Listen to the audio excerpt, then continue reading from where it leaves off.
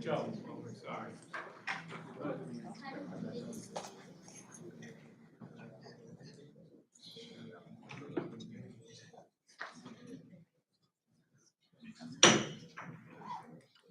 Okay, this is the October 8th Board of Education meeting.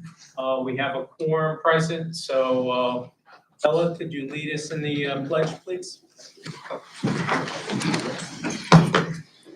Allegiance to the flag of the United States of America and to the republic for which it stands, one nation, under God, indivisible, with liberty and justice for all.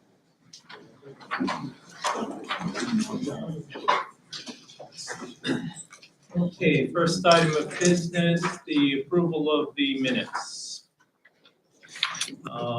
We have, what do we have, September 10th, first, the regular meeting. I make a motion to accept the 9-10 minutes. Okay, Second. all right, any corrections? All right, hearing none. Go ahead and all in favor? Aye. Aye. It passes. Next is the approval of the special meeting minutes for September 30th. I'll make a motion to accept the minutes from the meeting. Second. Okay, motion and second. Any corrections? Hearing none, all in favor? Aye. Aye, it is unanimous, 5-0. And now we come to the recognition awards. All right, the first one is The Key Is Me, Isabel Tisdale. So come on. Yeah.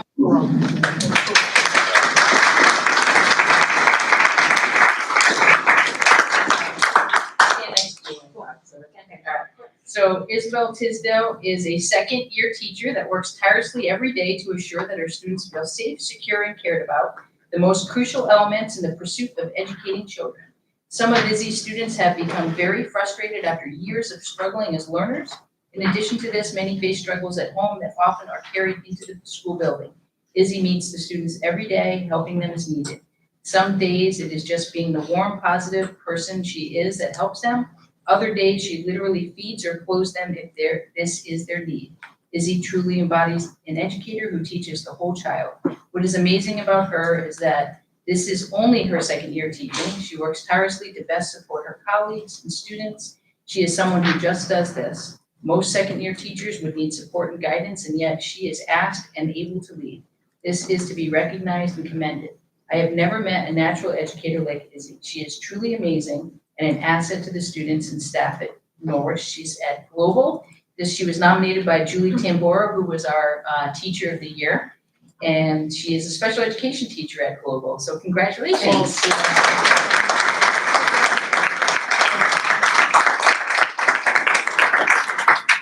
All right, Rena Russell, come on up.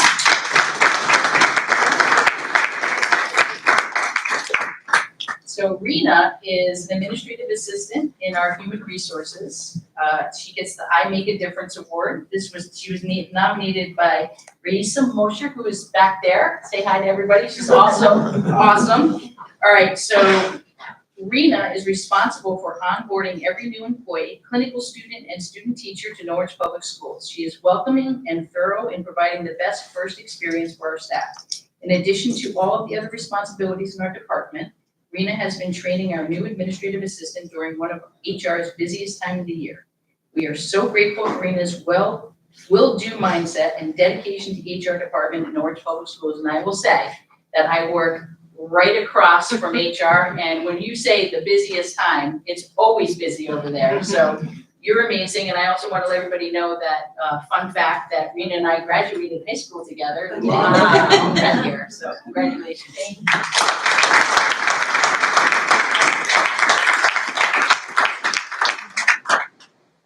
And now our most important one. Can Kingston come up here? Maybe with this principal, Mr. President.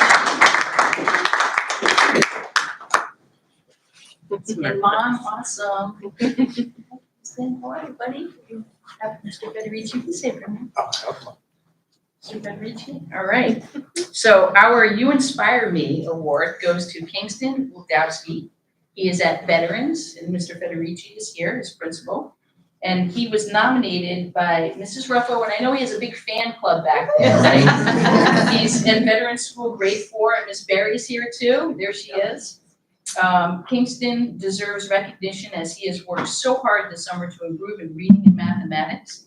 He worked with his mom to practice work from our summer packet, and guess what? On his back-to-school reading and math screening, he has made great improvements. Not only is he an ambitious student academically, but he is kind to all students and staff members. Kingston, we are so proud of you. Congratulations.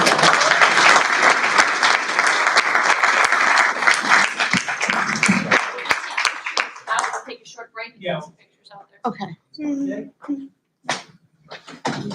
Be back in 4 or 5 minutes. Thank you.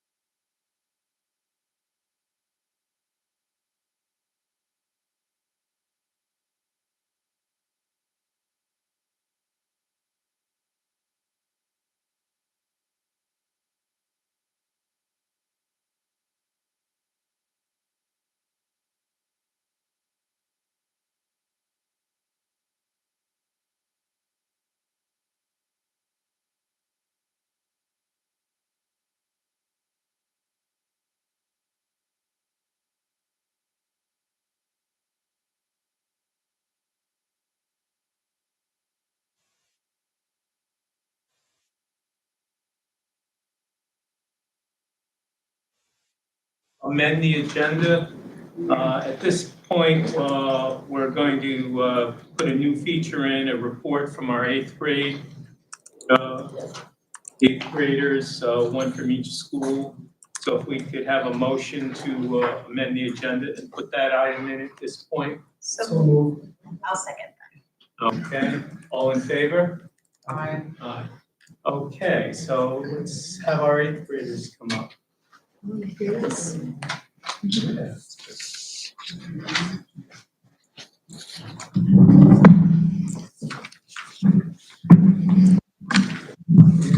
just give your first name and which school you are. Would you like to go first?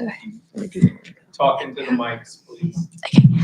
I'm Robin from Global Studies, and I'm Carolina Colazzo from Cal Easton Middle School. Okay, very good. And you have your reports from your various schools? well, to start with the athletics, fall sports are up and running with boys and girls soccer and our cross-country teams, along with student advisory board, students from each grade, 4 students each. Sorry about that. But we were able to do our first successful meeting last week, along with our top homerooms have received a popcorn party for top attendance. And the open house is tomorrow from 5:30 to 6:30. There was a car wash fundraiser for Global through the 5th and 6th. And the 7th grade is taking a field trip to the Peabody Museum at Yale next week, as well as 8th graders who have been planning their high schools, or have been planning out where they want to go to for high school, and it's all an exciting process. And the Red Ribbon Week starts October 21st through October 25th. And these are highlights of our school currently. Student council members meet bi-weekly. There are 2 representatives per team, with the exception of 1 team due to a tie. We have 13 representatives. We also have Fun Friday, which on the last academic Friday of the month, students pick out activities to participate for the afternoon on a Friday. The students pick, or like the student council members pick a theme for a fundraiser, such as Pajama Day, Hat Day, Crazy Sock Day, Sport Theme Day, Teacher Student Swap Day, etc. And the funds raised by our school go to a local charity and student activities. And we also have attendance awards. So each day, 1 person per grade gets picked randomly as the attendance award winners and get to pick a prize in the office. We also have an open house, which is October 17th from 4:30 through 6:30 p.m. We have a trunk or treat on October 30th through 5:30 and 6:30 p.m. with Kelly staff, families, and community members, and along with a few couple elementary schools. We also have Red Ribbon Week happening and Anti-Bullying Unity Week, which includes a Spirit Week and educational activities around being drug-free and being united in kind. Sports team, we also have soccer and cross country. We want to give them a shout out because they're competing against other schools and they're having fun and learning the importance of teamwork. And we would like to say Kelly Pride's Team Strong.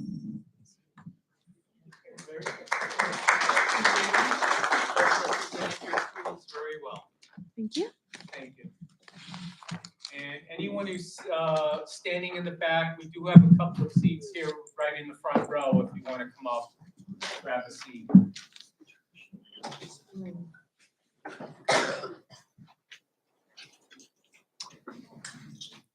Okay, I know we've had a couple of people sign up for public comment, so let me just read this little blurb.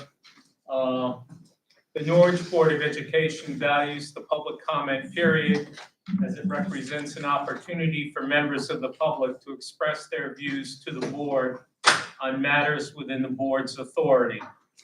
Procedurally, public comments will be limited to 3 minutes per person and up to 30 minutes per topic.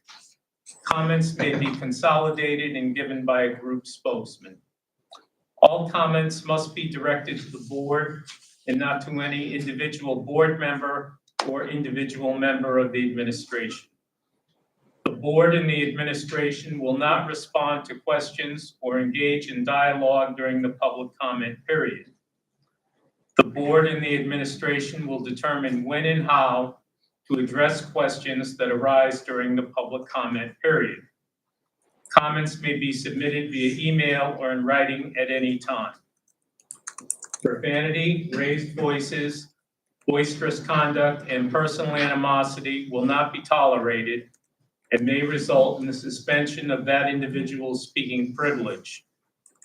The chair reserves the right to limit public comment at any time so that the board's business may be conducted in a timely manner. Each speaker is asked to give their name and address for the record before starting their remarks. And Jamie, who do we have signed up first? We have Smith, John Baptiste. Okay, that person could come to the front, please.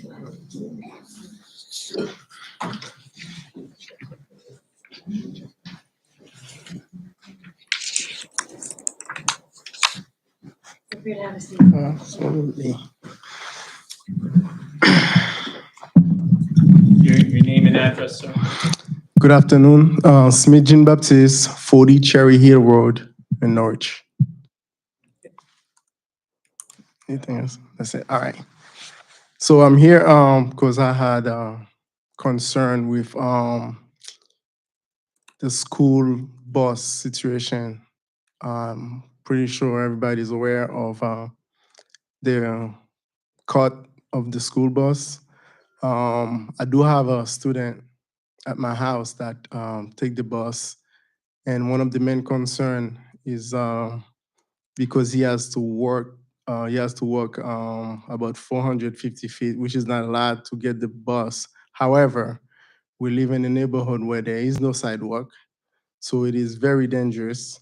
And I can testify that this Monday, yesterday, as I'm going to work, and I almost hit a couple of students because I'm going down a hill, and there's nothing that tells me there's kids there, as it's started to get dark now, so you can actually hit somebody. So they just crossing to go wait for the bus in front of somebody else's house. So there's no bus sign, there's nothing.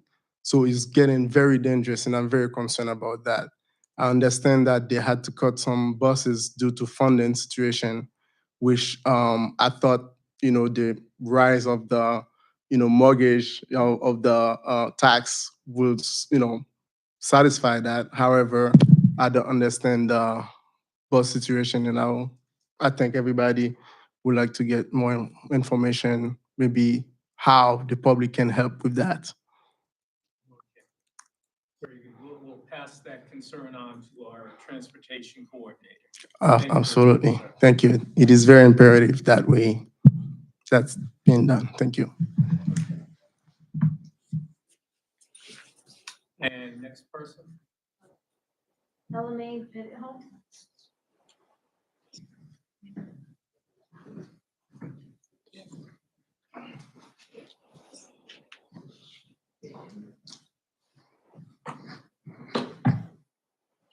Good afternoon.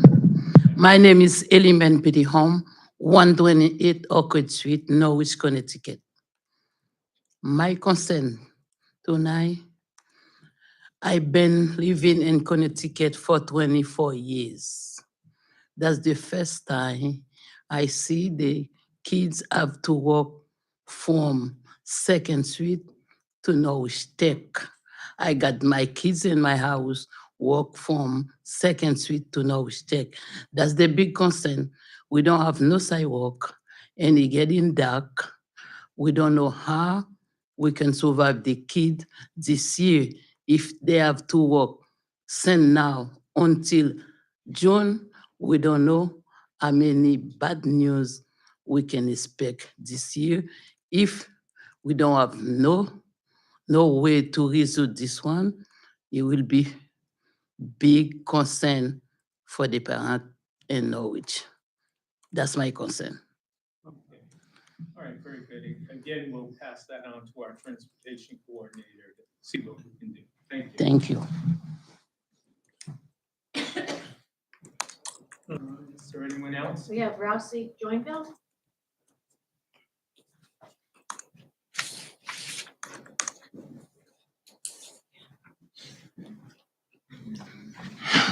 Good afternoon. My name is Rosley Joinville, address 176 Sandy Lane, Norwich, Connecticut. It's the same concern about the school bus. It's coming up next month. We all know it's gonna be dark outside by 4 o'clock. At 6 in the morning, it's gonna be dark. If we have a 6-year-old, 7-year-old used to pick up by a bus driver a certain place, now they're not gonna have nobody to pick them up. They have to walk and it's gonna get cold. Some kids, when they get, even it's like 50 degrees, 40 degrees outside, if they go outside, they're gonna get a cold. So I think if it's for money, the school bus doing this, there's a lot of way they can get this money. They can do fundraising. If they not do so already, they can go to the governor if they not do so already, but they don't go to school the same time you and I go to school. It's not the same world anymore. Right now, we know people get killed anyhow. The community I'm coming from, the Haitian community, I know they will be scared to send the kids to walk 2 blocks, 3 blocks, walk to go to school. I mean, we all can understand. We at home, we get killed. Nevertheless, you send a 6-year-old, a 7-year-old by itself. Let's say that I live in Sandy Lane and then they used to take the bus right outside on the entrance. Now they gotta walk another, let's say 800 feet to go get another bus. Anything can happen. You got drunk people, you have people, they smoke, they wanna do something bad, they do it. You and I, when you go to school, we can do whatever back then. But now is a dangerous world.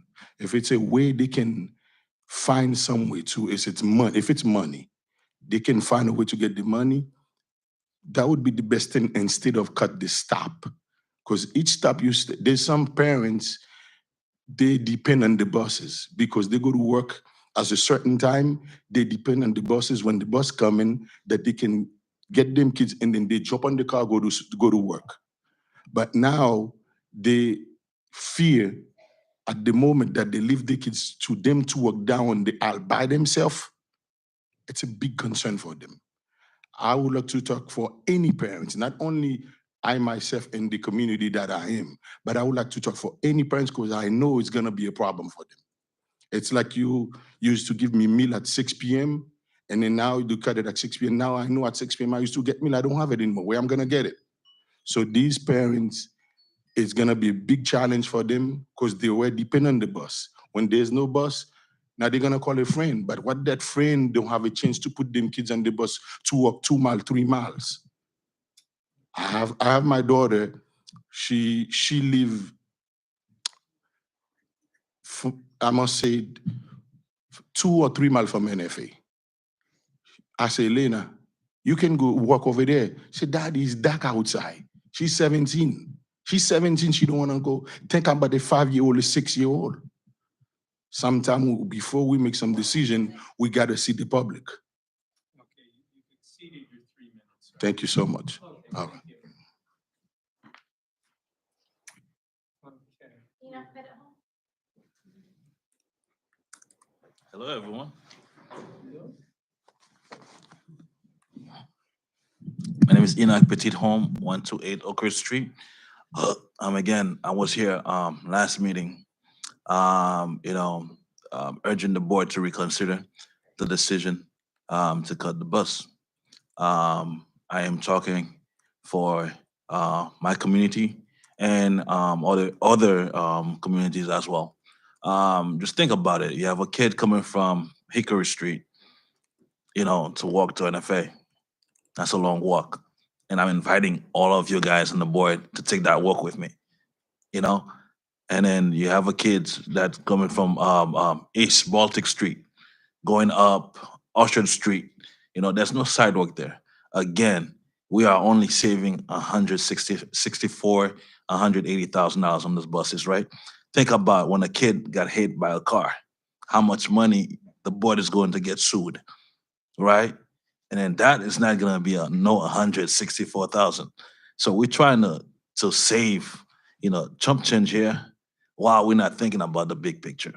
Again, I mean all this with the utmost respect for all of you guys. And then, I am again asking you guys to reconsider this decision because the worst is yet to come. All of you guys know about the chronic absenteeism. Right now, we are fighting with kids for them to come to school. Just think about when the cold come, when the snow comes, And then I know that's a big thing, trying to get the kids in school. But if it's cold, if it's snowing outside, I'm not walking 2 miles to go to school. So just think about all that, and then think about how much money are we saving, right? By cutting 4 of the buses, and then think about the repercussions that could happen. If and when something bad happen, knock on wood. I hope nothing bad does happen, right? And then plus, I did not want to talk about this, but I feel like I should. It's been a year and a month since Stringfellow has been in administrative leave. We have paid over 200. Think about, so we're trying to save 164, 180,000 with the buses, but yet we're still paying out. So my suggestion is time to cut ties. We cut our losses, we cut ties, and then we see how we could make this better for our students. If your job is to ensure that every student in Norwich has an equitable education, then let's start with the buses. So I'm urging the board to reconsider this decision once again. Thank you.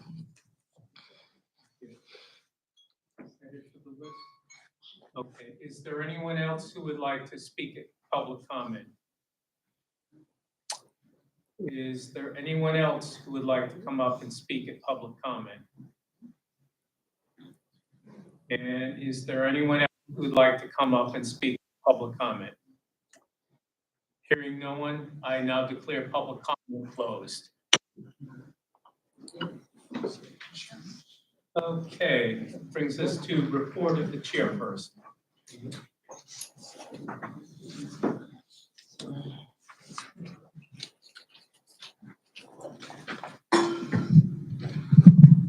Which is me. That's what I was gonna say. I was like, I'm waiting for the superintendent. I'm waiting for you. We're going up there. Okay. Okay. Oh, well, let's get it off to a happy note. Today is actually National Pierogi Day. Yay! And let's see, it's also the holiday of 1971, John Lennon's Imagine was released. In 1982, Cats opened on Broadway. Happy birthday to both Chevy Chase and Bruno Mars. And let's take a moment just to remember the victims of Hurricane Helene, and also to pray for the residents of Florida who are in the path of the monster Hurricane Milton. No relation to Chris Milton, which is most likely going to be hitting the Gulf Coast tomorrow, Tampa area. Hopefully everyone that's under evacuation orders has left, and there'll be no loss of life. I'd also like to mention that in 4 weeks from today, 28 days, is Election Day, November 5th. This year, we've also have early election, early voting, which starts on Monday, October 21st, and goes to November 3rd. That takes place at City Hall in room 335, from 10 a.m. to 6 p.m. And then they have 2 days on October 29th and 30th, where the polls are open from 8 a.m. to 8 p.m. So if you're not able to make it on election day, I suggest that you go and do early election. There's also a constitutional question on the ballot, which I urge everyone to vote for, which is no excuse absentee ballot voting. So that way, if you're unable to make it to the polls on election day, you just fill out your absentee ballot, and you don't need a sickness excuse for that. This past month, I've attended many meetings. I went to the CABE school finance seminar series. And also, I attended a lecture on dyslexia. I can talk briefly about the investigations. The investigation is progressing. Update. Unfortunately, I'm unable to give any kind of updates publicly, as it might endanger the progress that we've made so far. Complex employment matters take a long time to investigate and to pass legal muster. Please note that the board is being kept informed of the progress on this, and we hope to come to some conclusion. I know it's been a year, but it is very unusual for a Board of Ed to have talks with their superintendent, and in our case, it was both the superintendent and assistant superintendent who were both placed on leave at the same time, the top two people. As in my recollection, that hasn't happened in this state in recent memory.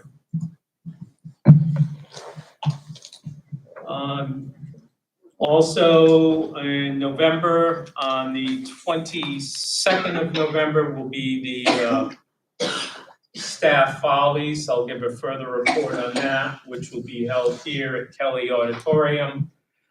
We'll have singing, dancing, whatnot from various staff members. And that tickets are $10 or $5 in advance. And I now turn it over to Acting Superintendent Lassard. All right, so, Is anyone else having internet connection? Yes, okay, yes, just happened. Joe? We're having internet. I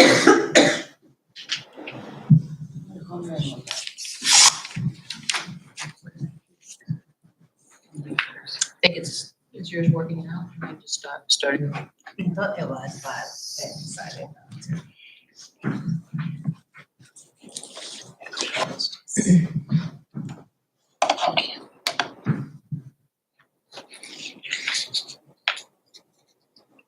The screens are loading really slow. They go down. It's better. There it is. Steve, can I go to that?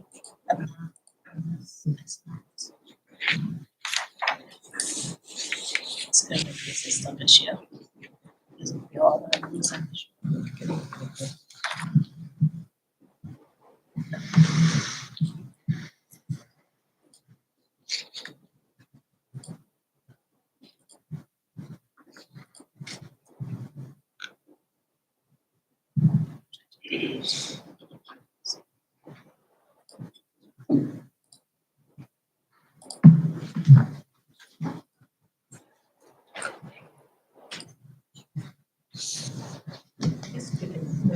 That's fine, I can read it, that's what, like, I know there's a thing there.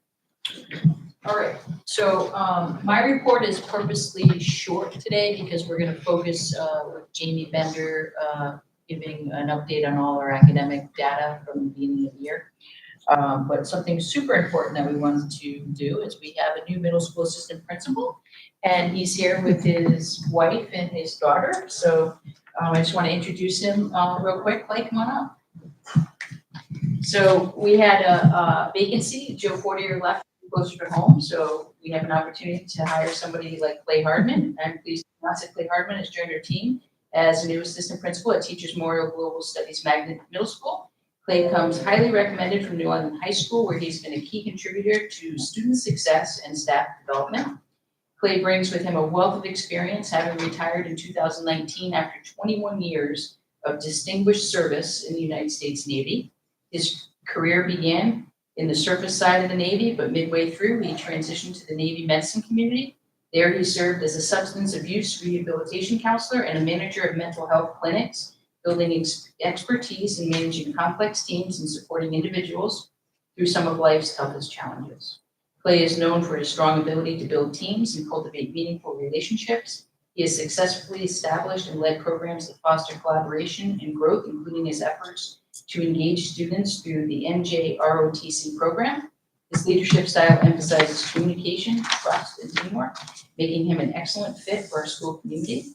Please join me in welcoming Clay to Teachers Memorial Global Student Studies Magnet School. His extensive leadership, I can't even say that. Global, I'll say it like that. His extensive leadership experience, dedication to education, and passion for building relationships will be invaluable to our team and students. So welcome aboard.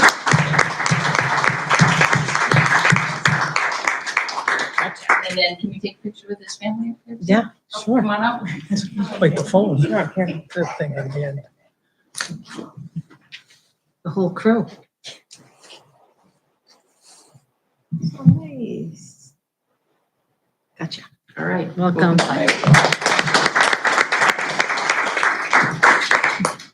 Well, at least it looks like they like each other. They're all hugging.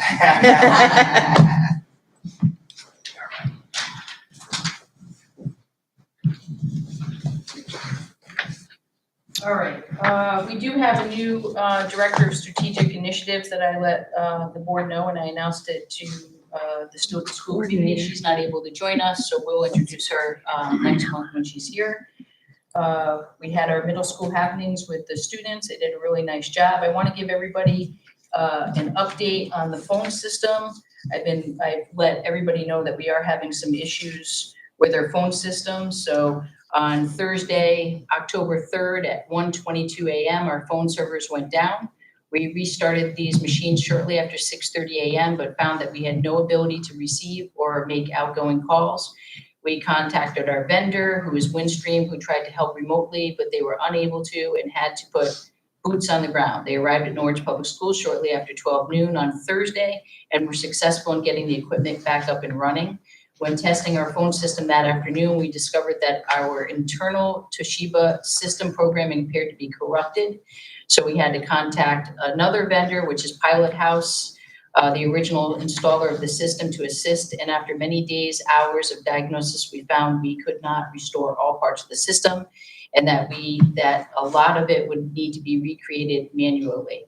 So the good news is we have a great IT department that's been working nonstop, even over the weekend, to try to get this back up and running. So in the meantime, we do have some phones back up and running, not in every school, but we have been letting parents know, and it seems to be working well, to use Parent Square to get in touch with either teachers or to the main office. But so far, we're slowly getting more of the schools up and going. So just wanted to keep you updated on that. Does anybody have any questions? My understanding is the phone system is an old system. We can't even find the hardware That's correct. for replacement, so. So more on that. I'll keep you updated on that. Transportation update. I wanted to quickly let you know that, because I know the community is talking about it, and I'm sure Board of Ed members have heard, we've had 2 incidents involving substitute drivers yesterday. And so I've been talking with Maria Perillo, our Director of Transportation, and our solution, we're going to take the following actions with first student. So first of all, the driver who dropped off a student at the wrong stop has been removed from the Norwich bus yard. A safety meeting will be held tomorrow with all drivers, monitors, and substitutes. During this meeting, we will emphasize the importance of substitute drivers seeking assistance from staff members to accurately identify which students are on the bus and which are not, based on the driver's run sheet. Additionally, substitute drivers will be instructed to confirm the names of students at each stop and compare them to the run sheet to ensure accuracy. The safety of our students is our top priority, and we will continue to take all necessary steps to ensure their well-being. So I can give you an update after that meeting tomorrow to let you know how that's going. Can I ask a question? I know at the last meeting, we did receive some feedback, and I think there were some questions that we had.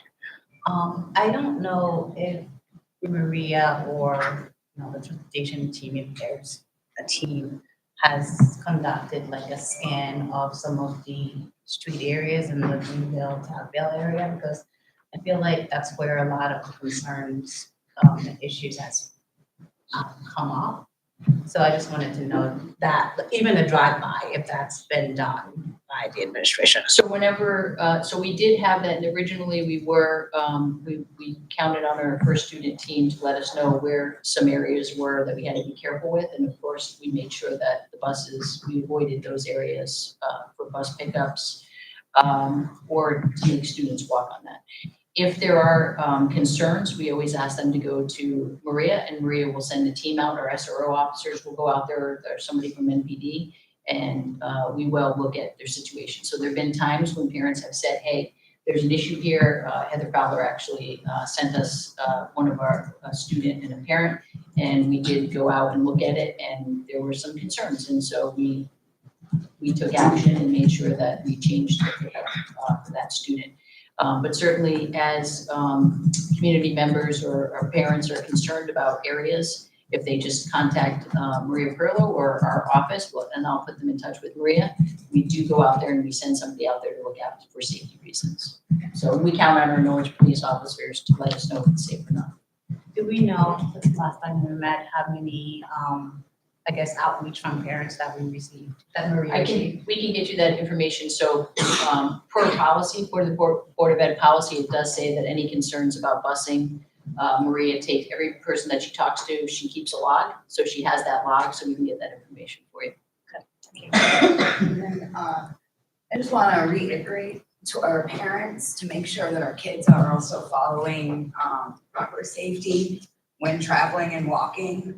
This morning, I almost hit an NFA student because they did not stop at the stop sign. They just rode their bike right across, and I had a green arrow to turn. Luckily, when there's lots of kids walking around, I am very extra cautious, but had I not been extra cautious, I could have very easily clipped this child when I was taking the turn.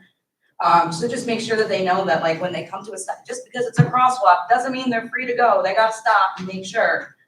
You know what I mean? Because like I said, it woke me up this morning. I was terrified, and I would hate to see a child get, especially a high school student who should know proper, they should be driving soon. They should know these proper rules of the road, but we can only keep our children safe if we also teach them the correct standards.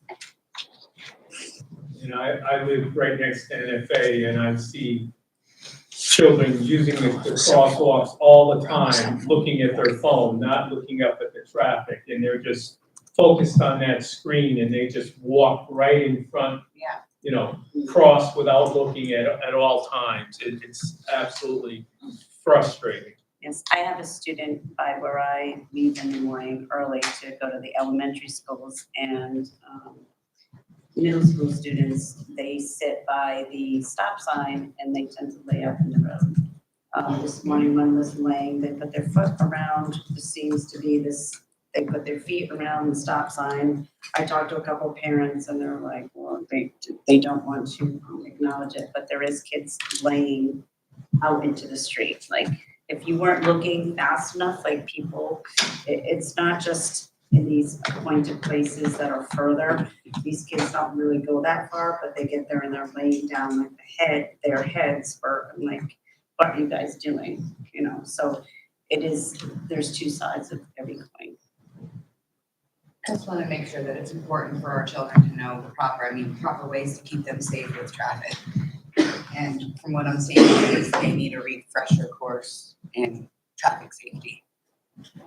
And also, I'd like to have some sort of contingency plan for winter in case of iced up sidewalks and things, you know.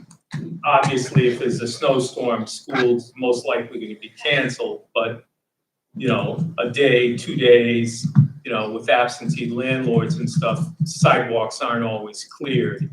And, you know, I don't want kids walking in the street, or if we have an especially, you know, large storm where things are piled up on the sidewalk or out onto the curb, and then they're walking like right down the middle of the road.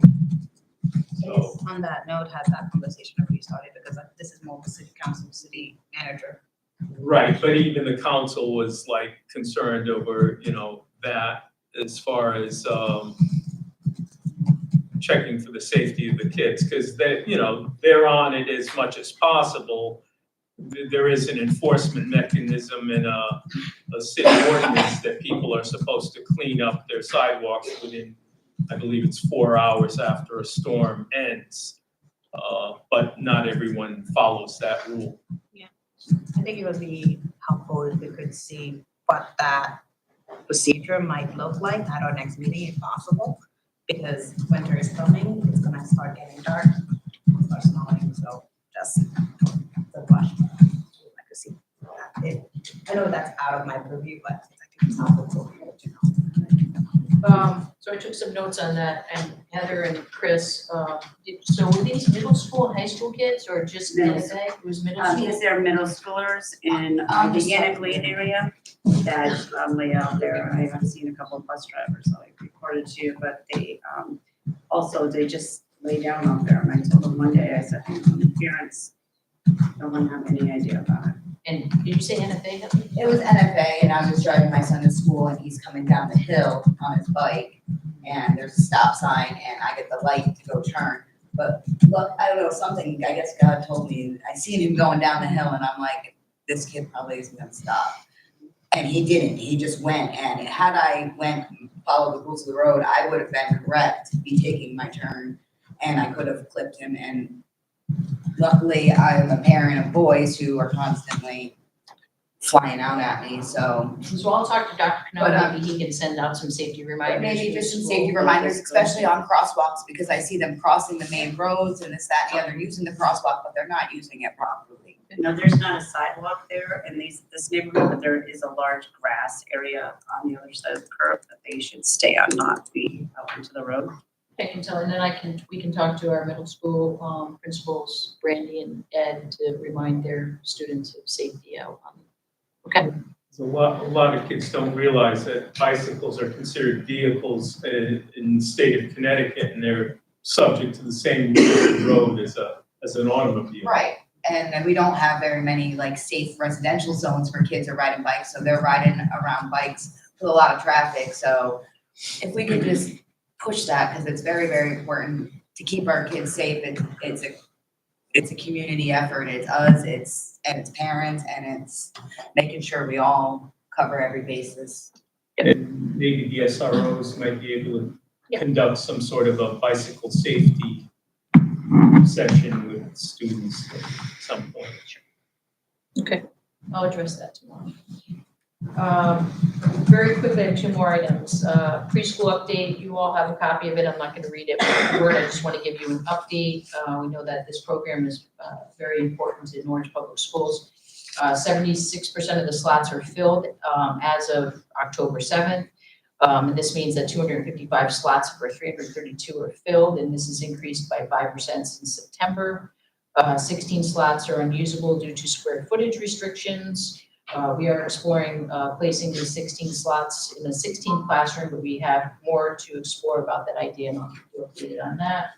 I think everyone knows that we opened up a new pre-K open at Uncas, and that's has a lot of positives and some challenges. The pros, high interest from the community to have their children attend so close to home. Challenges included delays in the shipment of classroom furniture and age-appropriate playground equipment. Some other challenges included staffing the room with a high-quality teacher until just recently. We've talked about this before, just keep this on your radar, that we have a desire to move our Family Resource Center from McGann to Moriarty to support the preschool program. And that's our 12-month program. And that serves students across the district. We will eventually require board approval for this, so we'll hear more about that, but I just wanted to make sure that was on your radar as well. We reopened our kindergarten waiver to new students who recently registered in the district who did not have an opportunity to apply for the waiver last spring. We will continue to screen children through October 18th, so we can assess if they should be placed in pre-K or kindergarten. We anticipate 5 to 10 children may be eligible, and I just want to remind everybody that this waiver is just for this year. Next year, there will be no waiver process. September 1st, if they're not 5, then they will not be eligible even for a waiver to enter kindergarten. Looks for, if you go into a pre-K classroom in Norwich, you'll see phonemic awareness, work on letter sounds, planning, executive function practice, where we begin to plant the seeds about making and evaluating and adjusting. So, and then I would like to share some good news. I know that I stole this from Jamie because I wanted to share this good news. I gave you all a copy of the chronic absenteeism. And the good news is, if you look at it, 9/13, you'll see we were at 25.13, still not, 15.30, but at this time last year it was 25.13. 9/27, the data shows that we're now at 14.88. And last year at this time, it was 24.37. So that's pretty remarkable. I just wanted to let you know that. And we're continuing, I think we said this at last meeting, that Jamie was able to bring some grants together to get our family engagement attendance people back in our schools. And we know that this is making a difference already. So I wanted to share that data. I think that's great, because I think statewide it's 18, 19 still. So we're doing much, much better even on the state average. We're hoping for under 10%. By the end of the year. So the goal is to under 10? That's what we're hoping. Yep. And that concludes my reports. Anybody else have any questions for me? I just want to say, for the Family Resource Center, Saturday I attended the Healthy Living event at the God Stadium, and Cindy was there providing resources to family members. So I just want to acknowledge her what she's doing. She's, everybody knows Cindy. All right. Okay, we have report of the acting assistant superintendent, Jane. Okay, I'm gonna take center stage over here.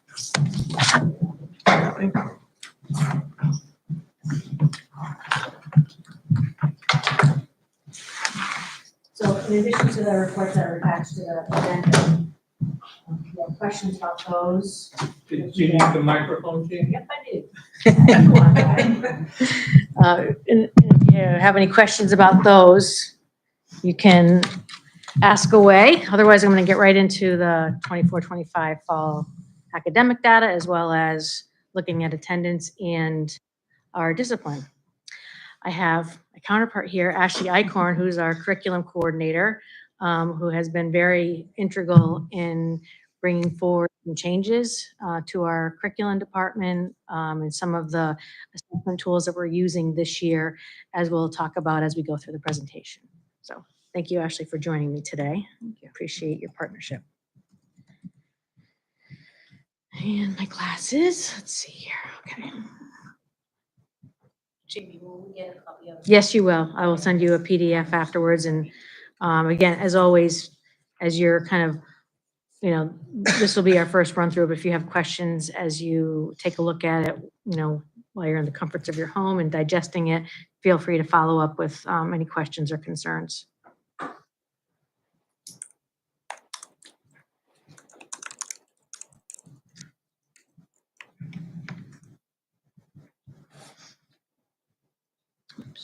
Okay.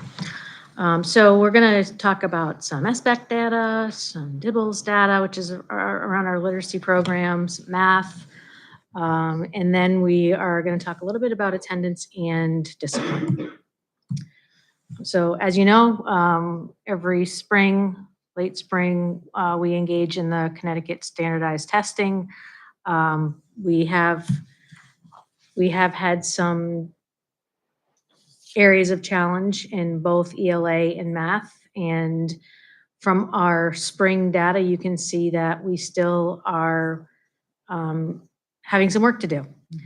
And, you know, Ashley and I are looking forward to what this year is going to bring about. We are armed with some tools that we have determined that have been determined not only by the two of us, but more importantly, a team of teachers in the district that has contributed to some of the decision-making, as well as the developing the curricular components that have needed to be addressed for quite some time.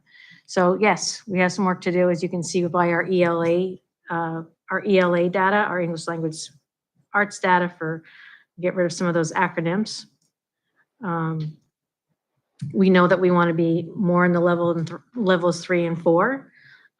Same goes for our math.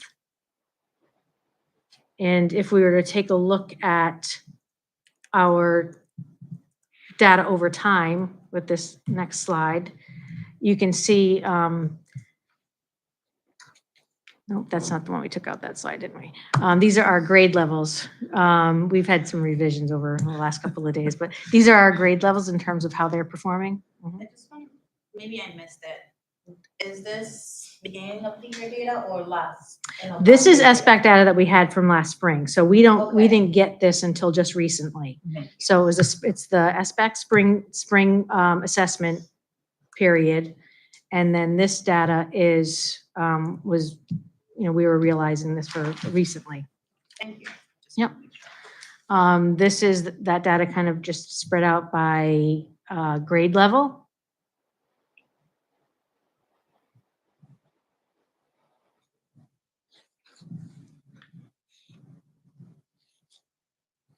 Any questions so far? Maybe a couple minutes to kind of review that.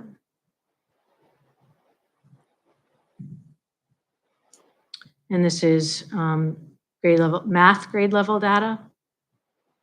Still looking at the Smarter Balanced.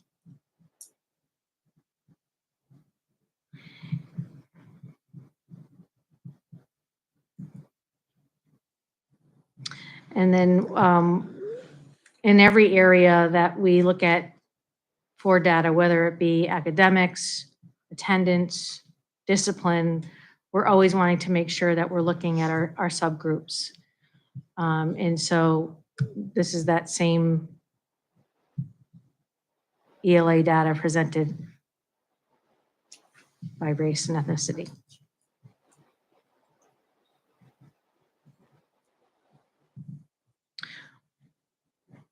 When Ashley and I have looked at, you know, how different is our data this year compared to last year, it's relatively similar.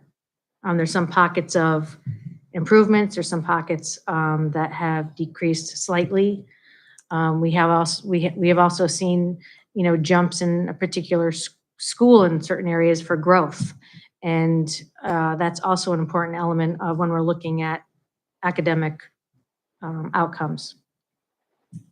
Jamie, has this information been supplied to the state and is available on its site or not? This information is available on its site. Okay. Yep. We wouldn't be able to present this if it hadn't been released by the state. Again, looking at our subgroups, taking a glimpse at our students with disabilities, of those that have individual education programs, as well as our MLL students. Students with disabilities are on the left, and students that have, ELA is on the left, and math is on the right.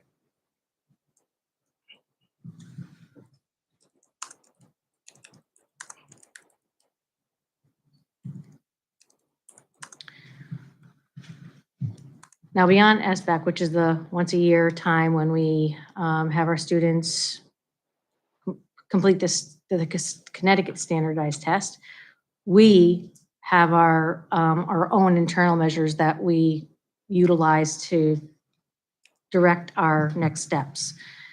As you know, we're not using iReady any longer. And thus we adopted other measures to help us drive our next steps and decisions around instruction. So this year, we're using universal screeners for number sense. And we're happy to report that it's a much easier, or it's an improved way of assessing our students. And Ashley, I don't know if you want to talk a little bit about how that works with our teachers, but it's much different in terms of how we're assessing our students individually. Yeah, the K through 5 screener is actually a side-by-side interview. So the teachers not only get to see what the students' math skills are, but they also get kind of a key into their process. So it's not just about whether you got it right or wrong, but kind of an idea of, how were you attempting to solve this? Were you using your fingers to count? Did you need manipulatives? And so that alone just gives us more information when we start teaching the students by saying, okay, well, now we know what the holdup is. It's not that you got it right or wrong and that's it, but your process maybe just didn't get you where you needed to be, but you have some pieces in place. We've also coupled this with pair assessment. Pair assessment is a platform tool. It's not the assessment itself, but what's nice is the teachers can enter this information digitally so they get their data instantly. So it's not that they have to go backwards and then score and then take everything home and go through all the data. So everything's laid out pretty quickly, which so far the teachers, we've gotten some pretty positive feedback on because they can take action pretty immediately versus, taking all that time to go through the analysis and the scoring and the data entry. So we're trying to streamline some processes to take those lifts off teachers so they can spend their time focusing on really what matters, which is planning for their kiddos. So yeah, these are kind of the overall performance levels at each grade level. This particular graphic came from pair assessment. It doesn't line up the proficiencies that we're looking for. That green and the yellow are really the two, highest levels of proficiency. And so we're seeing we're off to an okay start. We see some good skills there, but what we need to do is continue to leverage that. So there's a K and K1. Every student took this program, did the screener, right? K through 5, correct? Yes. Because I use the screener and I just Yeah. kind of seeing how you. Now we see the yellow and the green lining up is to have the bigger chunk of the circle together as to what we're striving for.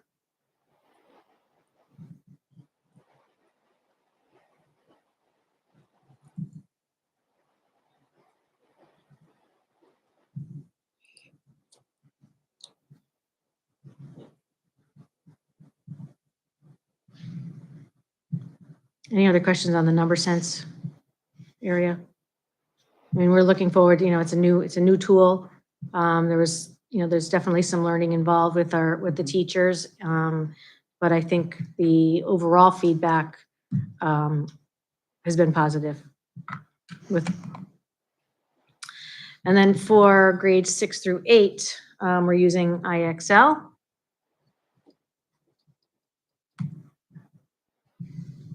And the way that this is reported is they kind of mesh 6 and 7 together. But it also breaks it down by concept, different areas of math.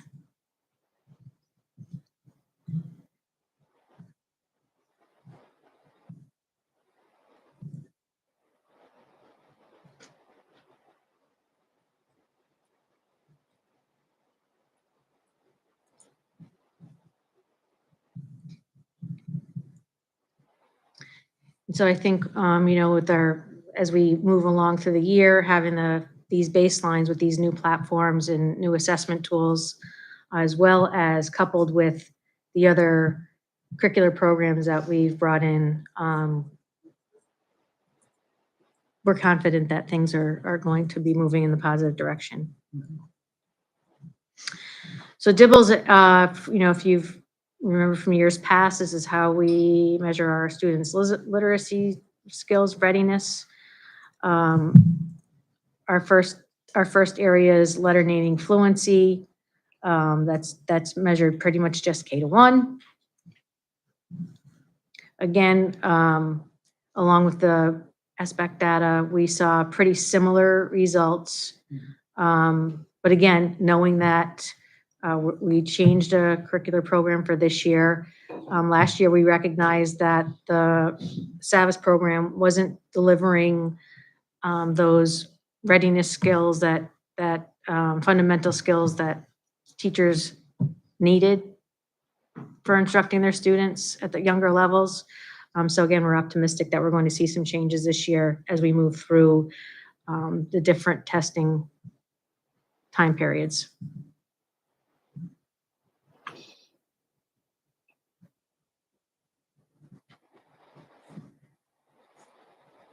I'm so sorry. What was the red, yellow, green, and blue for lines means?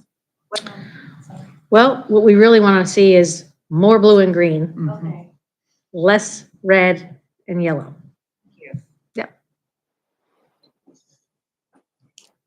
We're also using a new platform this year. So this is an assessment we're familiar with, but we have adopted the M-Class platform this year. So while they go through the same process for the assessment, the data collection and analysis is streamlined because the computer does a lot of that work for the teachers instantly versus the teachers having to manually do that. And so again, their time is now going to be focused on, planning for students and forming groups and doing that progress monitoring versus all the data analysis and paperwork. And so so far we've had some very positive feedback to that as well, because it's really streamlined the data analysis process.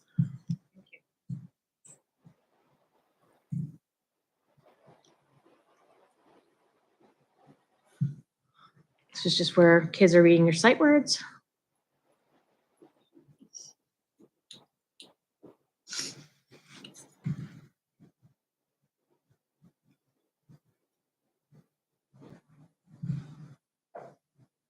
Nonsense words are where students just really have to know their letter sounds when they're putting together made-up words.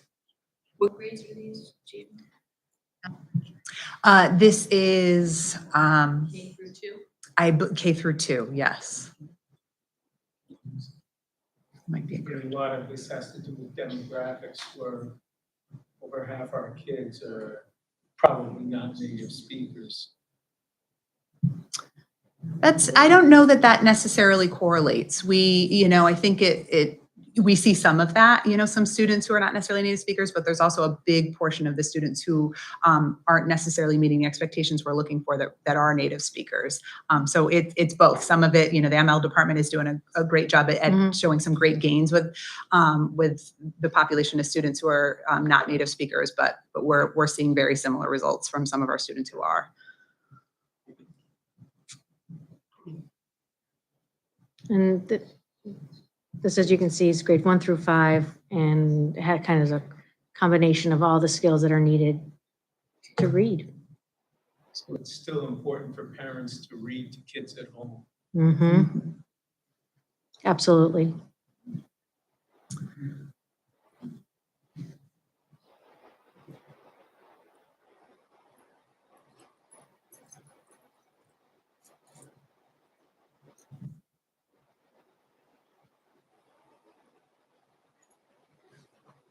And this measures their different elements of oral reading fluency, but their accuracy.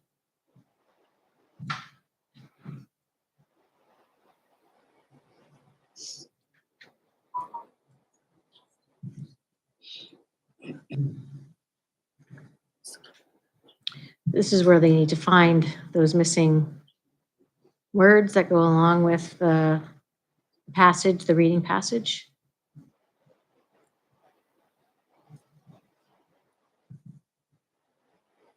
Six to 8.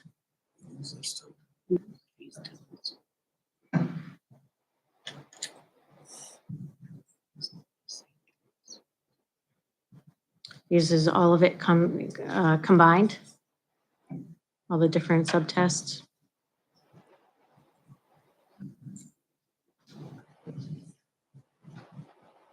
Could you go back one slide? Yep. Sorry, I know I'll get it. Yes.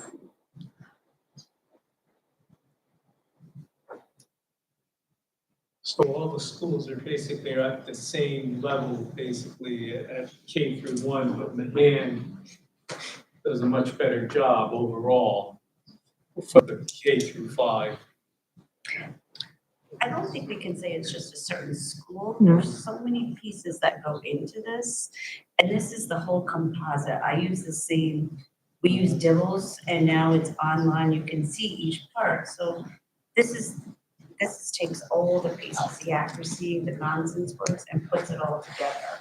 So, yes, Mahans looks less red there, but there could be a lot of pieces to that. You can't just say one school.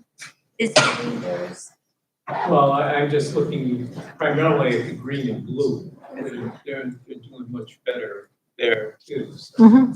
And this is it's not necessarily exactly our baseline because we have done dibbles in the past, but we're also kind of recalibrated this year in terms of how we administer. So we're looking at this a little bit more as a baseline. And so, we do look at achievement, and right now that's kind of all we can see with one set of scores. But over time, we also really heavily monitor progress and where we see, because it might be, depending on where that student sits in terms of, maybe being below grade level, it's going to take twice as much work to get them to that above grade level. So we may not see that, but the amount of growth that student, goes through per their education. So that's another tool that we're going to look at. So the achievement is kind of that one piece, and then the progress will be another important piece to see how students are growing over time. And this too, this is the baseline. This is September. So some students obviously go back over the summer if they don't read a lot. So this is the beginning of the school year. You know what I mean? I bet if you're progress monitoring in 2 weeks now, you would see even, now we're in 6 weeks from that. I don't know what day you get. I don't know your testing window, but I know ours are already, our progress monitoring shows different scores. Right. Yes. I think the scores from, say, May to July would be much worse. It's forget it like immediately. September, but this is where their baseline and then going forward. And I do think that new platform, so as a teacher, I can see how much more data you get to really pinpoint. When you have the platform to, and yes, and you're able to spend more time on what am I going to do with this information and putting it together and for the planning pieces. Yeah, just like that math screener too. I didn't give it to every student, just the ones that could see at a certain band. We did, but you can get a lot more if they're still counting on or they can't, what they can do. Right. There's a lot of pieces to this. Yeah. When will we see the next data points of this? Winter, like January, February. Yeah. Well, it'll be interesting to see this year, being that the attendance is much better. I mean, just the fact that the kids are in school. That's when's our next assessment Showing up window? to Like school January. every day should lead to a, much better score. Absolutely. Yeah. Absolutely. I mean, your meeting has gotten to it already, but are you doing IABs for like? Yes. Yes. Yep. Sorry, No, I'm glad we're you not. asked that. That's going to be an important tool as well, because we do have some big expectations for some of the growth that we're going to see on SBAC. And again, the best way to monitor that is by checking in with the IABs across time. So some are built into the curricula, some will be more formal, but absolutely, yep. We knew we wanted to bring those back in. They had left for a short while, but we knew we wanted to bring those back in, but we wanted them to be placed in an authentic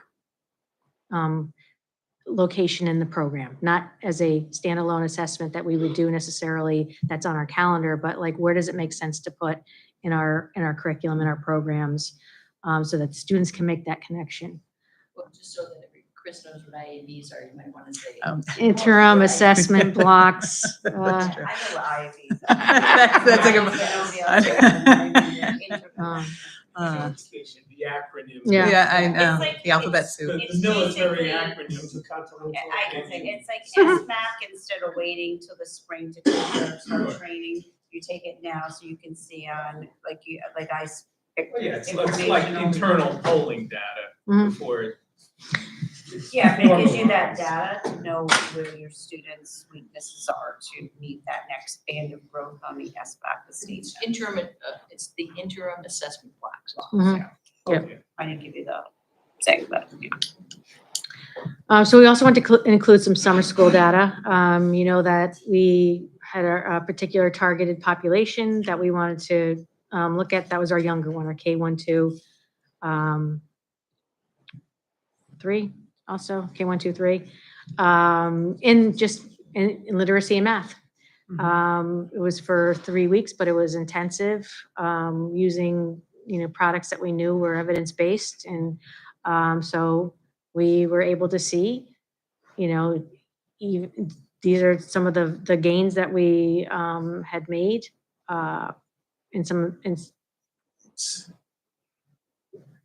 in the word fluency, and the yellow is with math. The missing number fluency. Missing number fluency. See, I don't even know all the acronyms all the time.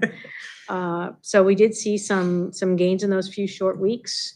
You can see based on pre-reading and post-reading assessment, just in those few short weeks that, you know, with that kind of small group, intensive, intentional instruction, that you can make some pretty good gains in a few short weeks. And it's not even full weeks, not even full days. So the program does work. Yes. I think that last slide, that nonsense word fluency, I think was really important to see that because it's hard. It absolutely is I hard. could probably give that to some adults, and I think they would have a hard time getting some of those nonsense vowel patterns. So, or what the sound should be, so they're not really vowel patterns, but, so I think that is huge. I can just say for the board that the blue is huge. So we know we believe in those small intentional groups. And, you know, we're hoping that one of the grants that we recently applied for allows us for a continuation of high dosage tutoring to do just that. That would happen in an after school arena for the population that we're wanting to boost. I had a chance to visit that program a couple times this summer. It's awesome. 3 kids sitting at the table with the teacher. Yeah. And if you're a complete numbers geek, I mean, yeah, I took a brief seminar from, I don't know, it was CAVE or through Connecticut State Department of Education, where you can go into EdSite. And you can compare all the numbers, you compare it statewide, you can compare it to urban areas, rural, your DERGs. It's amazing what you can do. And I mean, you can go, they've got some of these numbers, they go 5, 6 layers. You can go into, you know, by age, by grade, by school. Yep, they've definitely increased their capacity in looking at data on the Ed site most recently for attendance and educator diversity. So if you ever have an opportunity to mess around on that website, you can get so much information. So almost any number you can think of that's reported to the state, you can pull up there. So this one's going to be better viewed from a close-up, but just to kind of give you a general rundown of this is chronic absenteeism data over time, multiple years, all the way back to 2014. The area over here with the little stars, that's us this year. So here's where we had been pretty much in the 23, 24, 22, 23. And then this year is where we're starting out.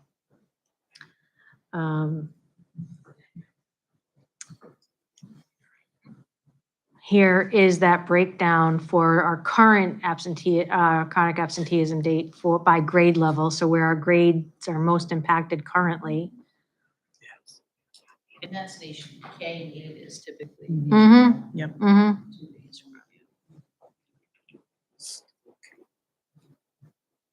So why do they fall apart in 8th grade? Ready to go.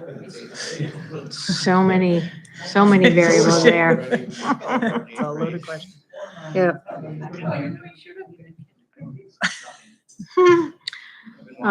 As I mentioned, we also want to look at our subgroups. We have had the Hispanic population has had a historically high chronic absenteeism rate compared to the other subgroups. I've seen, our administrators ensure that they are also looking at this data with their teachers in their faculty meetings.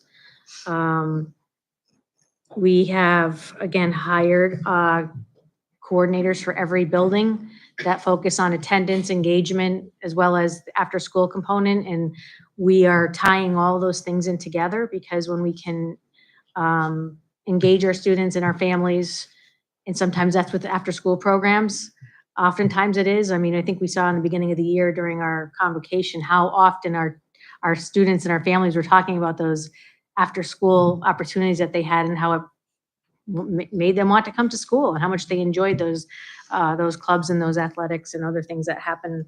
And We're still needing money through that LEAD pilot program? LEAP, LEAP? yes. So we changed the framework of that a little bit. So we were able to secure funding again through the governor's initiative.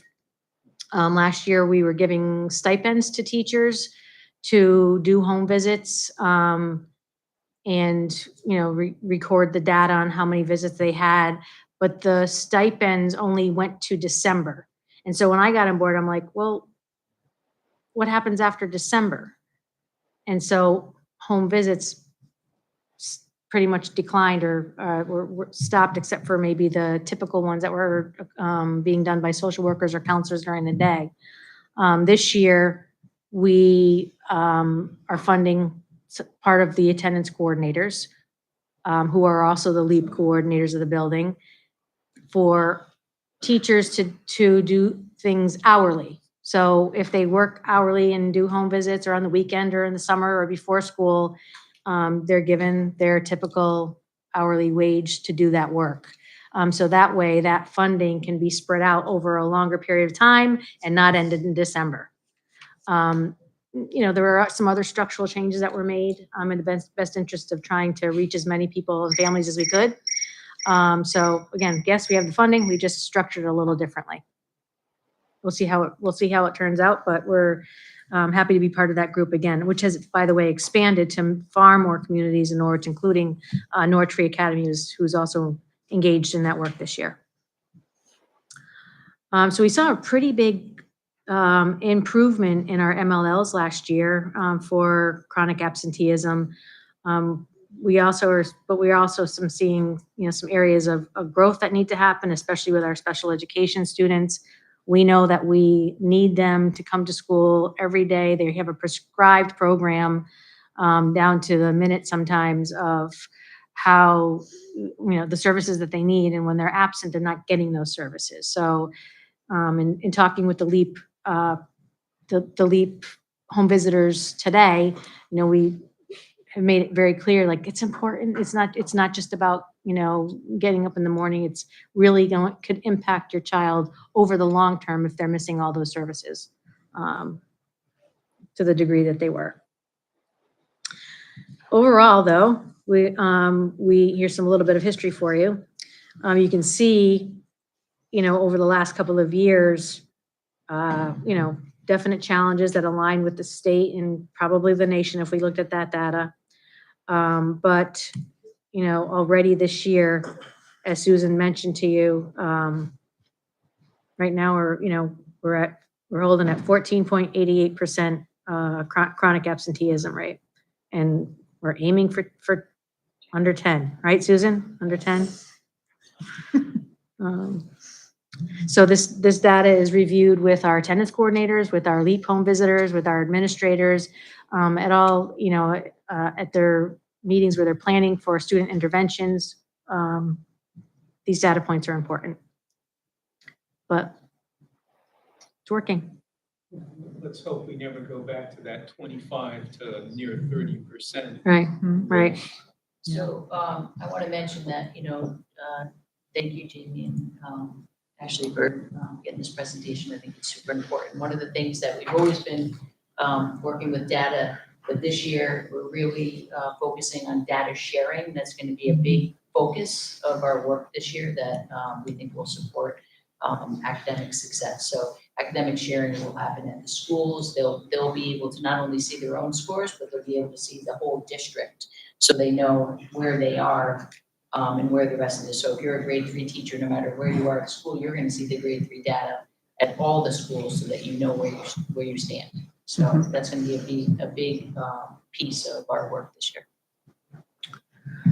The last slide is our discipline data, which is reported to the State Department. If you can see September, we have higher numbers than we did last September. But as you know, We have policies that that are enforced, and, sometimes the level of enforcement is different from one year to the next, but hopefully for October, we're not going to reach that 157 mark. Again, we're only a week into it, but looking good so far. Jamie, what is this? So 6, that means 6 days, correct? Yep, 6 days of 6 students. Is it, students? Yeah. Okay. Do you have the breakdown by grade level in the Calvin rule? I do, but not in this presentation. I can send that, I can attach that for you. Yep.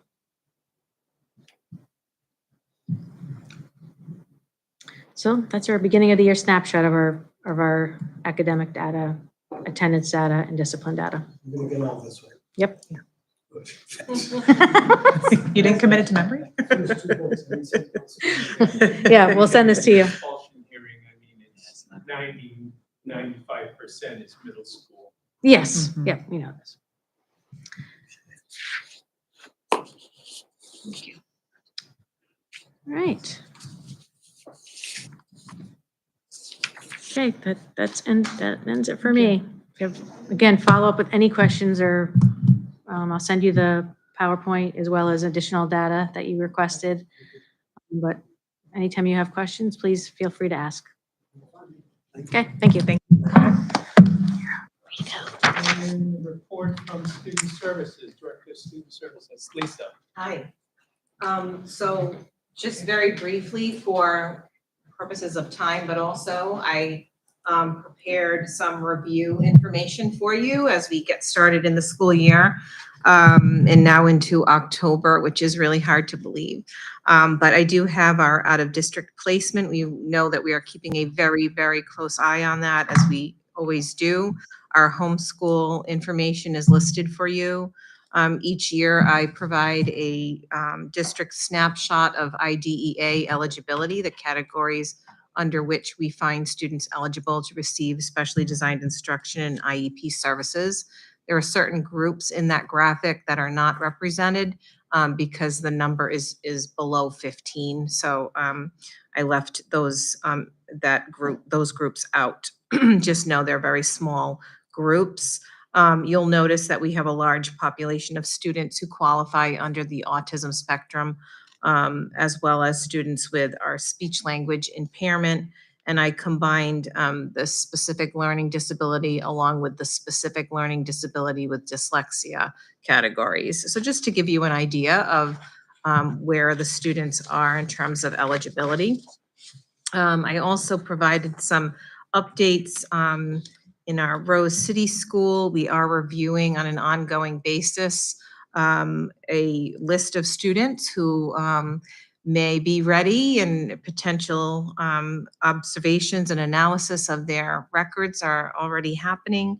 And we anticipate that our program this year, through a lot of discussion with the Rose City team and in the leadership of Beth Hanlon and Josh Vanosky and Susan, we've really focused on, and the team there, more of an elementary level classroom program this year, moving into middle school for next year. So we're really excited about that. And I also put in some additional photos of the students, some of the students working in at Waterford Country School. We have a farm, they have a farm program, and we have been attending that once a week, and students are doing a lot of physical activity and a lot of farm kind of activities as well. And it's a highly enjoyable experience for them. And then what follows is some updates from the different departments, the social workers, for example, under the guidance of our and it should say social work coordinator, Sydney Barant. Mark Gaudet is our school psychologist coordinator, and he provided us a nice update as well. Maddie Delicio is our speech language coordinator, and they're working, as all departments are, in getting students up and going, and departments up and going. And we also have adopted and absorbed the school's counselors back into student services, and they are also doing quite a bit and across the district.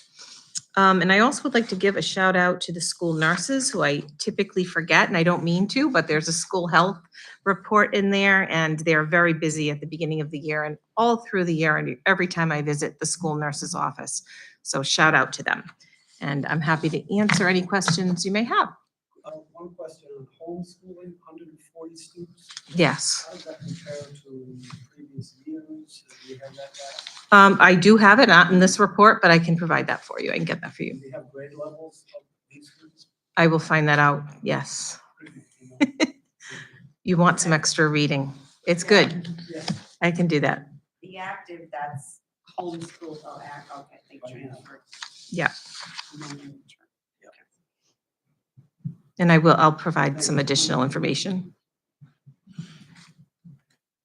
Okay, that brings us to the business administrator. Bob, glad to see you have your May tan.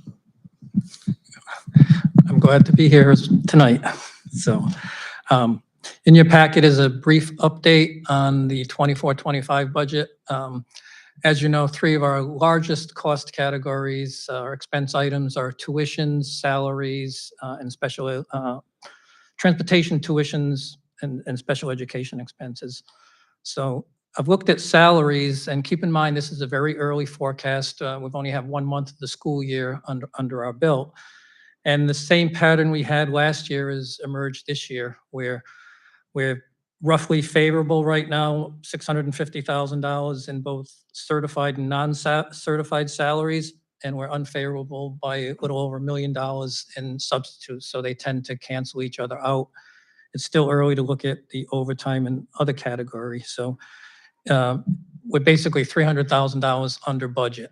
The substitute line item is looked at very closely. The superintendent and other administrators look each payroll on why substitutes are where they are and what we can do to mitigate that. One item that is affecting the certified salary line item are the salary costs associated with the investigation.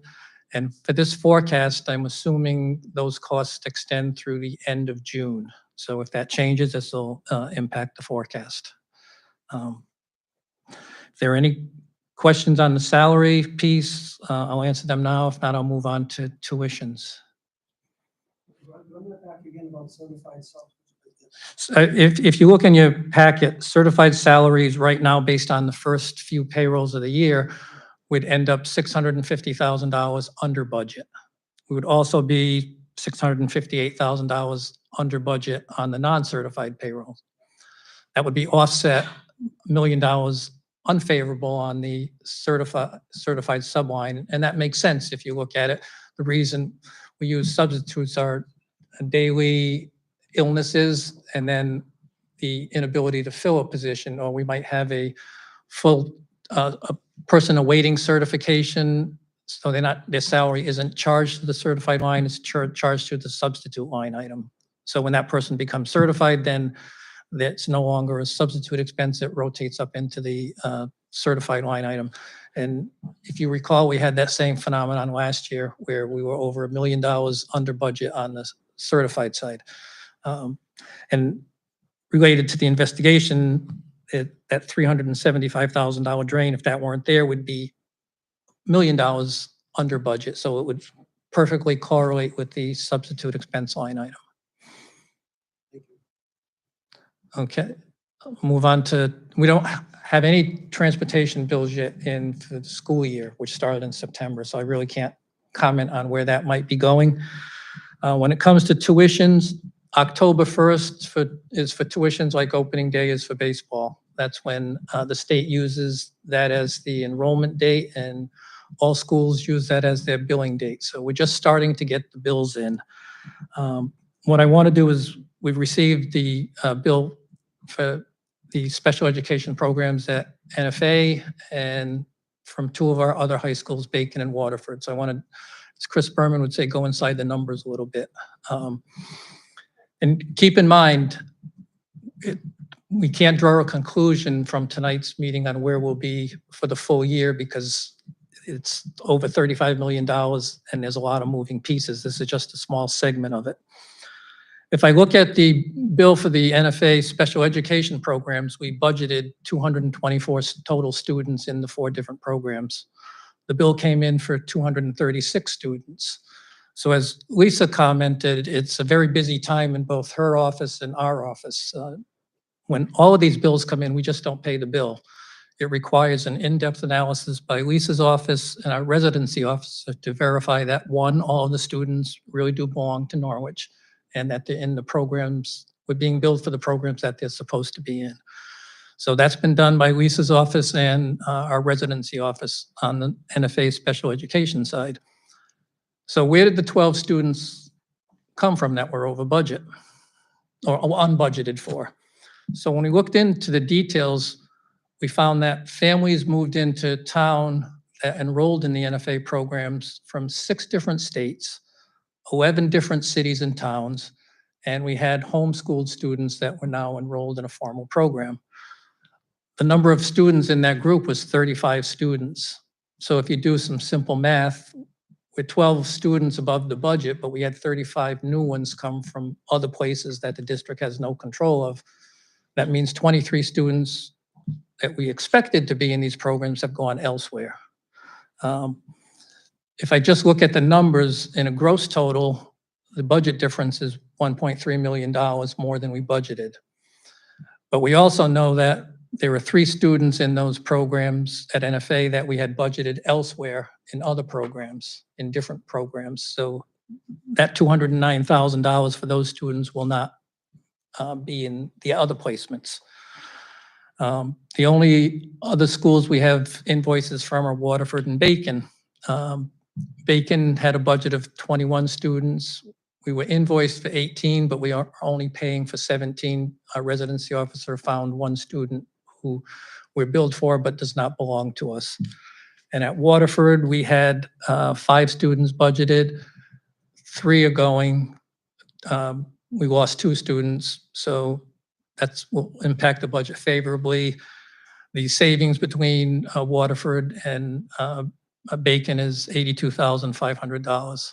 So going back to NFA, we'll continue to pay the bill for them back until February. At February, they review the census of student enrollment again, and they make adjustments up or down based on students coming or going.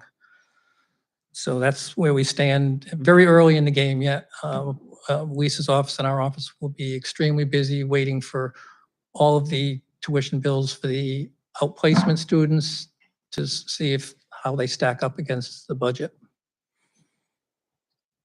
So the former designated high schools that we took off the list, those enrollment numbers will continue to drop until. Yeah, they will ultimately either become 0 or very minimum if the board were to grant an exception for some reason. But then they most likely would go to NFA or Griswold, so Or- it will be offset.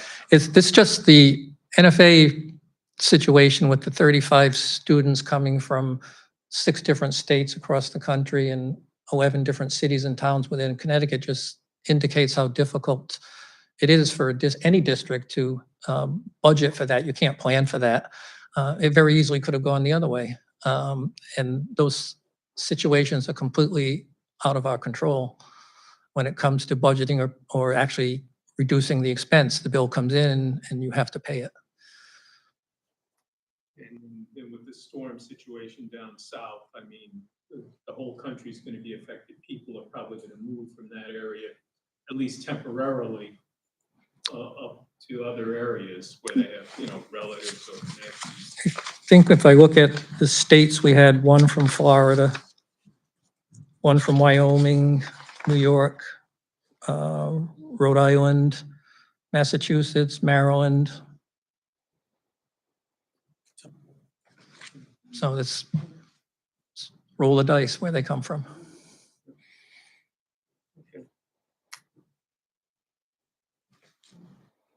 And I know you didn't have anything in your packet here.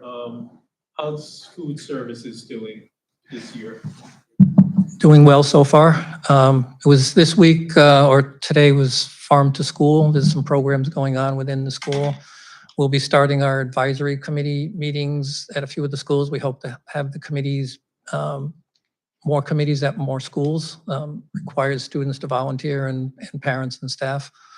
We value the input that comes from, we had committee at Moriarty, and the students were very engaged, and we got a lot of good, valuable input from them. So a lot of the kinks that we were experiencing last year have been solved. Yeah, the operational things were, I know at the beginning of the year, the director met with all the principals. I intend on meeting with the principals on a monthly basis.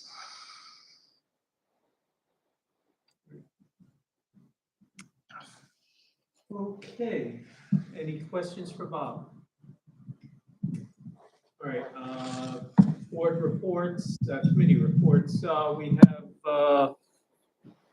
budget expenditure, nothing yet. That'll be starting up most likely December, January, or the following year. And then ad hoc goes once we complete our work on the budget here, and we meet with the city councils. Negotiations, we had reached a tentative agreement with the administrators. Still waiting for union approval on that. Policy committee, I don't think the policy committee has met yet. Susan, is that true? We have not yet. Not met yet, okay. I know. That sounds right. It's next week. It's coming up. Yeah, it's coming up fairly soon. Next week sometime, I think. I'm totally wrong. It's definitely next week.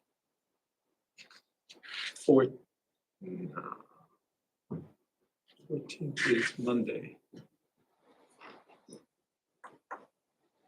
15, 16, somewhere around there. It is October 21st. Oh, 21st. 2 weeks. Okay, so I made that up. What's going on the 14th, but I gotta figure it out. It's a holiday. I'll give a brief report on the school building. There'll be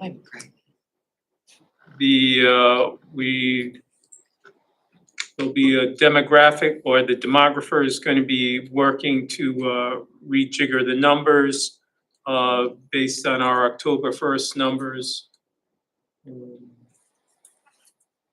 And the size of the new schools basically depends on the enrollment because it's so much square foot per student. So we need an accurate count on that.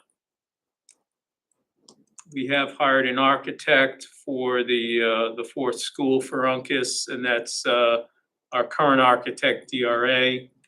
We're in the process of hiring an owner's rep for the fourth school also.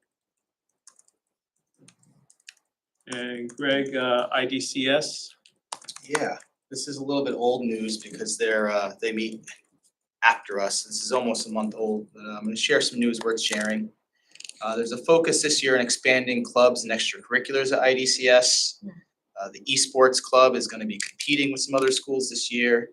And they've started up a handful of new clubs this year: crafting with science, balloon twisting, game on, and more. I didn't get the and more details, unfortunately. Did you say esports? Esports, yeah.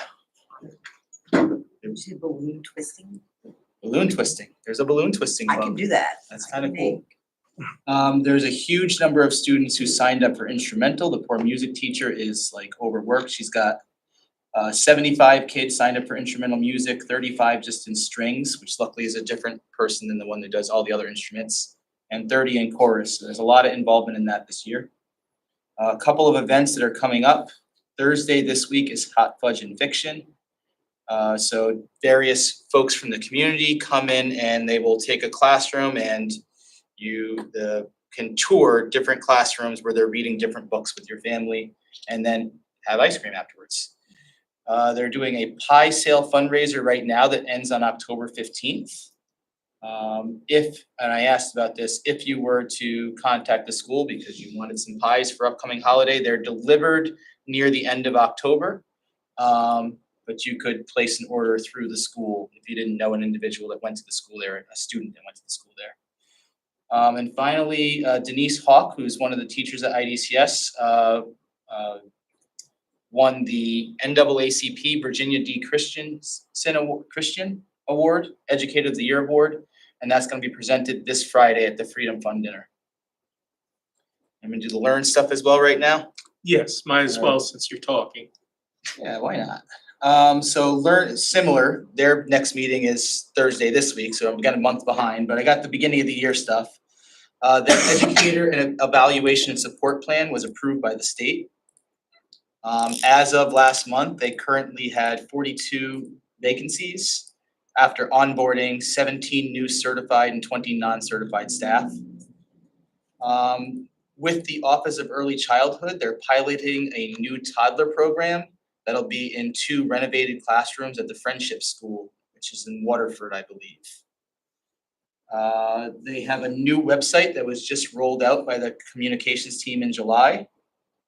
And I missed this because I had to go to another meeting, unfortunately. At the end of this meeting last month, they had a roundtable discussion on AI in education. And I did not get to attend that, and the minutes just don't do a good job of sharing what that was all about. So I'm sad that I missed that. There's gonna be a roundtable topic next month on cell phones in schools. I'm gonna keep my calendar clear. Okay. All right, and then NFA, I attended their board meeting. They're pretty much on target for enrollment. As you know, they're tuition-based. Most of their, almost all their income is based on tuition. Norwich numbers are up. However, the other sending towns, their numbers are down due to the reduction in number of students in those towns. They're trying to offset by increasing international numbers. They have a hockey program which they bring international or students from other states in for their hockey program. I think they're up to like 36 people in that. So they're financially they're doing okay. The foundation report, the big thing there is the Follies. We're all prepping for that, and that's going to be held on Friday, November 22nd. The Follies program will start at 6:30, but if you get here a little early at 6 o'clock, both the middle schools, they'll have a little band performance in the lobbies here. So that'd be interesting to come and see. And during intermission, we'll be selling pizza and water. There's also a 50-50 raffle. The whole thing lasts about 2 hours. Tickets are $10 at the door, $5 in advance at any of the school offices. Will sell you the tickets here, and children under 15 are free. Okay, you have the budget numbers in the additional reports. Oh, Otis Library. Ooh, no report. Okay. And then the enrollment and personnel reports are also in. I think we hired, 19 new, and there were about 10 people that retired or moved on. That's in the result. Right, so. Or can I just mention too, before I forget it, the Hispanic Heritage Concert is this Friday here at Kelly Middle School, right in the auditorium from 5:30 to 7. So we're celebrating Hispanic Heritage Month, where we honor the history, culture, and achievements of Hispanic communities from around the world. There'll be live music, guest and student performances. Love to see you guys there. Is that on the 11th or the 10th? 10th. The 10th is Thursday. Oh, Yeah. Thursday. Okay, sorry. because I was sad for a minute. Don't come Yeah. Friday. Don't come I'm Friday. still sad because I can't make it.